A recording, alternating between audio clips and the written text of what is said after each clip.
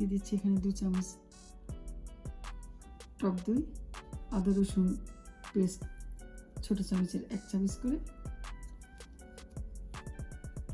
দিয়ে দিচ্ছি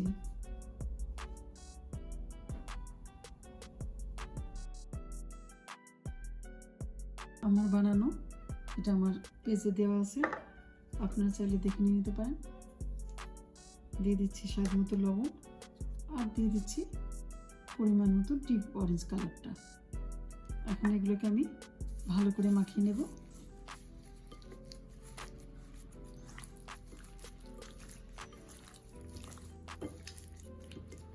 মাখানোটা খুব সুন্দর করে মাখাতে হবে।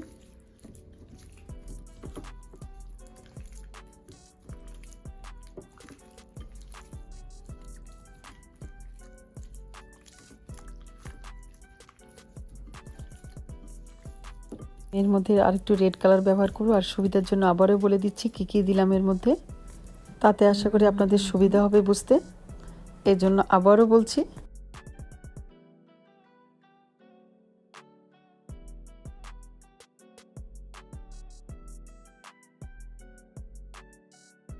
এখানে নিয়ে নিলাম চিকেন লেগ, এর মধ্যে দিয়ে দিলাম, এখানে আছে 6টা লেগ বড় সাইজ, এর জন্য আমি দিয়ে দিলাম 2 টেবিল চামচ টক দই, ছোট চা চামচের 1 চামচ করে আদা রসুন বাটা, আর দিয়ে দিলাম তান্দুরি মশলা, আর দিয়ে দিলাম 2 রকম ফুড কালার, অরেঞ্জ কালার আর রেড কালার মিলিয়ে। এখন এটাকে আমি মাখিয়ে রেখে দিলাম, 2 ঘন্টা পরে আবার ফিরে আসতেছি। 180 ডিগ্রিতে একবার 15 মিনিট, তারপরে আবার দিয়েছি 20 মিনিট উল্টে দিয়ে, তাতে সুন্দর মতো হয়ে গেছে। আমি এখানে কোনো তেল ব্যবহার করিনি, এয়ার ফ্রায়ার করে নিয়েছি। এটা স্বাস্থ্যসম্মত। স্মোকি ফ্লেভারটা আনার জন্য আমি একটা কোল জ্বালিয়ে দিয়ে ঢাকনা দিয়ে দিলাম।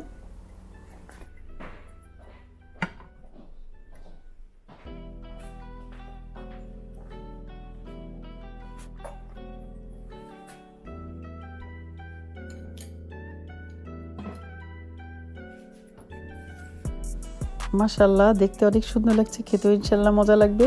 ইফতারিতে আমরা খাবো।